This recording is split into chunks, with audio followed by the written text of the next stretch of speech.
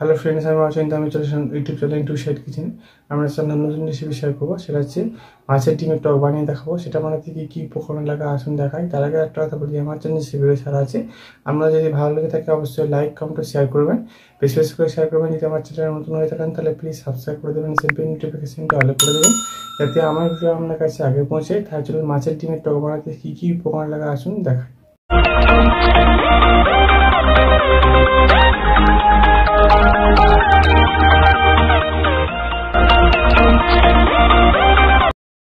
চলুন তাহলে রুই মাছের ডিম দিয়ে আজকে আমি টক বানিয়ে দেখাবো, বা আপনার চাটনিও বলতে পারেন। সেটা বানাতে কী উপকরণ লাগা আসুন দেখাই। তার আগে একটা কথা বলে দিই, ভিডিওটা প্রথম থেকে শেষ অবধি এখন অনুরোধ রইল।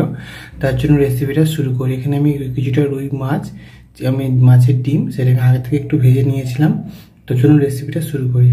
গ্যাস তেলে কড়াটা বসিয়ে দিয়েছি, কড়াটা গরম হয়েছে, তেল দিয়ে দেবো, একটা শুকনো লঙ্কা দেবো।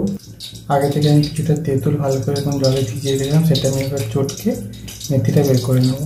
তেঁতুলটা আমি চটকে নিলাম, সেটা অল্প একটু লবণ দিয়ে দেবো, সামান্য অল্প একটু হলুদ করে দিয়ে দেবো, একটুখানি ফুটুক, তারপর আমি ডিম দিয়ে দেবো। দেখুন আমার এটা ফুটে গেছে, এখান থেকে মাছের ডিমগুলো দিয়ে দেবো।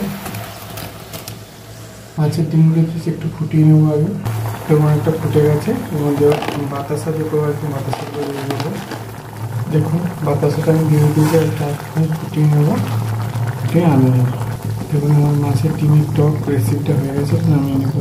দেখুন আমার মাছের ডিমের টক রেসিপিটা হয়ে গেছে। রেসিপিটা যদি আমাদের ভালো লেগে থাকে অবশ্যই লাইক কমেন্ট ও শেয়ার করবেন, বেশি বেশি করে শেয়ার করবেন, আর প্লিজ সাবস্ক্রাইব করে আমাদের পাশে থাকবেন। চলুন তো দেখা হচ্ছে নেক্সট ভিডিওতে। এরকম নিত্য নতুন ভিডিও পাওয়ার জন্য আমাদের চ্যানেলটাকে অবশ্যই সাবস্ক্রাইব করে আমাদের পাশে থাকবেন। চলুন তো দেখা হচ্ছে নেক্সট ভিডিওতে।